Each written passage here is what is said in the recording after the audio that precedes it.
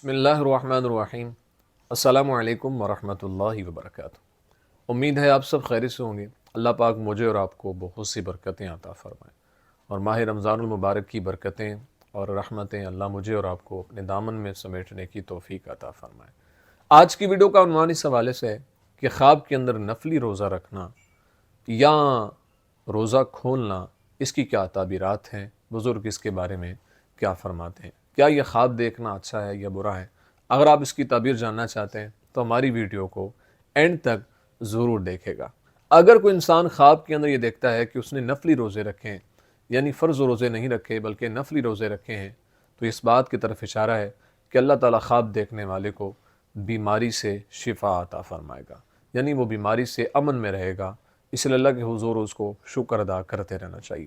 اگر کوئی انسان خواب کے اندر یہ دیکھتا ہے کہ اس نے ارادے سے روزہ کھولا ہے، یعنی جان بوجھ کر اس نے روزہ کھولا ہے، تو اس بات کی طرف اشارہ ہے کہ اگر وہ کسی جگہ سفر کرے گا تو سفر میں اس کو پریشانی کا سامنا رہے گا، یا وہ خواب دیکھنے والا بیمار ہوگا۔ اگر کوئی انسان خواب کے اندر یہ دیکھتا ہے کہ اس نے 2 ماہ کے نفلی روزے رکھے ہیں، تو اس بات کی طرف اشارہ ہے کہ اللہ خواب دیکھنے والے کو گناہوں سے توبہ کی توفیق عطا فرمائے گا۔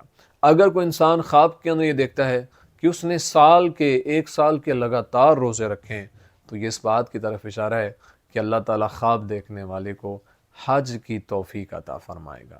امید ہے آپ کو ویڈیو پسند آئی ہوگی۔ اگر پسند آئی ہے تو لائک، کومنٹ اور صدقہ جاریہ سمجھتے ہوئے اس کو شیئر ضرور کریں، اور اگر ہمارے چینل پر نیو ہیں تو اس کو ضرور سبسکرائب کریں، بیل آئیکن کے بٹن کو دبا کے آل پہ کر دیں۔ زندگی رہی تو انشاءاللہ نیکسٹ ویڈیو میں آپ سے پھر ملاقات ہوگی۔ السلام علیکم ورحمۃ اللہ وبرکاتہ۔